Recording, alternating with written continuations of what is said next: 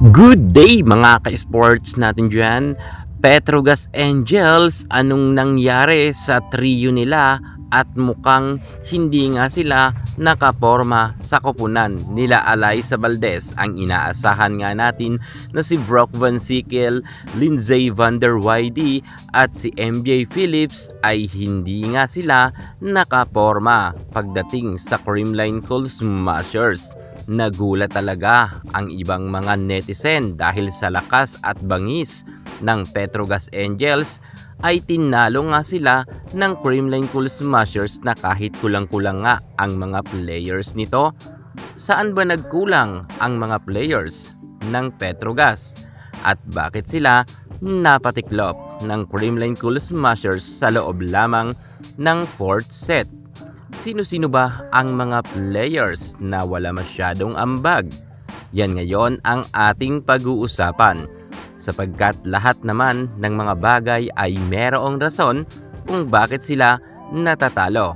Tama ba ang sinasabi ng ibang mga netizen na naging overconfident daw ang nasabi nating Petrogas Angels? Alamin natin ang buong kwento. Pero bago ang lahat, kung bago ka muna sa aking channel, subscribe na, click ang ating notification bell para lagi kang updated sa lahat ng issue sa volleyball. Susunod na.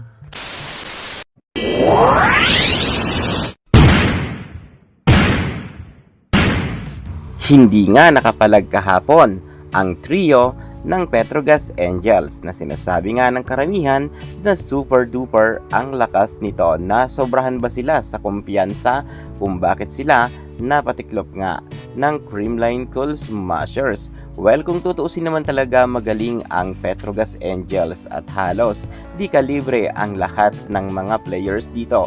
Siguro ang napapansin ko lang dito, meron kasing mga players na mga veterana na hindi nga pinasok, baka hindi pa kilala ng bagong coach ngayon. Syempre, iba na naman kasi ang coach ng Petrogas, baka hindi niya pa kilala si Aiza Maiza Fontillas at ang ibang mga players na nasa bench na malalakas. Mukha kasing kahit inaalat na ang ibang mga players ng Petrogas ay tuloy-tuloy pa rin na ibinababad nga ng coach na bago na si Van Sickle. Grabe rin talaga kasi kung tutuusin, malakas naman ang Petrogas. Kahit nga ang kanilang mga nasa bench ay super pwedeng maging first 6 lineup. Pero kinulang talaga sila at inalat nga rin sa naging laban nila kontra sa Creamline. Narito nga ang mga rason at mga players na nagkulang sa kanilang naging ambag sa team ng Petrogas, kung kaya nga hindi nga sila nakaabante para sa 5th set. Kayang-kaya naman sana talaga kasi ng Petrogas, pero hindi nga nila napigilan sila Alyssa Valdez, Tots Carlos at si Courtney Juan. Sa totoo lang, pagdating nga sa kanilang outside spiker at maging import ay wala tayong problema. Lalo na nga itong si Lindsey Van der Weyde at Brock Van Sickle ay okay naman ang kanilang naging performance. Pero ang problema dito, ang ibang mga players na kakampi nila. Pagdating nga kay Brock Van Sickle, ang kanilang outside spiker, kung saan naka 26 big points yan. Grabe rin talaga itong si Brock Van Sickle. Parang ang siya pa ang import ng Petrogas Angels. Inilaban talaga ng husto ni Brock Van Sickle ang kanyang team kagabi. Pero sadya talagang hindi nga sila nakaabante. Syempre, laro ng volleyball to. Hindi pwede na isa o dalawang players lamang ang bubuhat ng isang team. Kinakailangan talaga tulong-tulong para manalo nga sila. At mukhang dito nga nagkulang ang team ng Petrogas Angels. Lalo na pagdating naman kay Lindsey Van der Weyde, ang katandem nga ni Brock Van Sickle ay hindi masyado ganoon kahataw.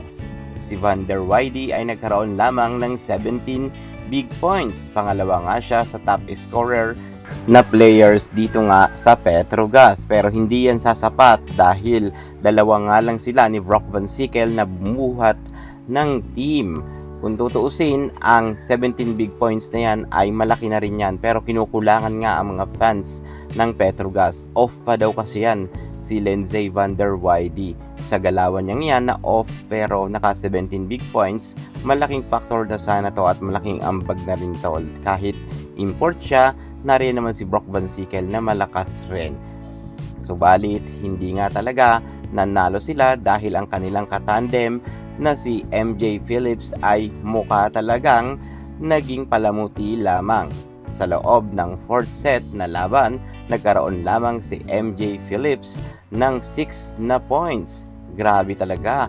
Magaling to si MJ Phillips at karamihan nga or kadalasan ay nagkakaroon siya ng double digits at minsan nga player of the game pa siya. Pero nang laban nila kontra sa Creamline Cool Smashers, mukhang inalat nga rin itong si MJ Phillips at hindi nga siya masyado nakahataw.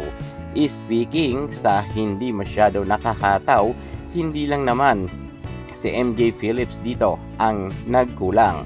Ang kanyang katandem na si Rania Musa ay nagkaroon lamang ng 3 points. Imagine mga ka-sports sa loob ng 4 na set, 3 puntos lamang ang naiambag ni Rania Musa, ang middle blocker, middle attacker nga ng Petrogas. Sobrang dami ngang mga veteranang middle blocker ng Petrogas Angels, pero nagtataka tayo dahil nga si Coach Van der Weyde ay hindi nga inilabas itong si Rania Musa, samantalang maraming mga magagaling na middle blocker, middle attacker ang Petrogas Angels na nakaupo lamang. Talagang ipinilit itong si Rania Musa na ibabad, pero ang naiambag niya lang ay 3 puntos. Mukhang mahina makiramdam ang bagong coach.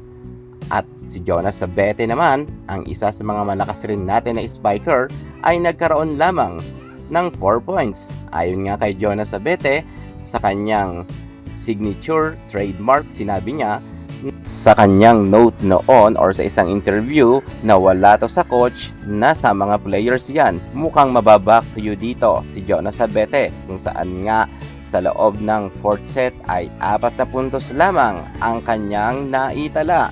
So, ibig sabihin, hindi nga rin gumana itong si Jonas Sabete na isa sa mga veteranang player dito sa Petrogas Angels. Maging ang kanilang mga setter naman ay kahit mga magagaling ay inalat rin.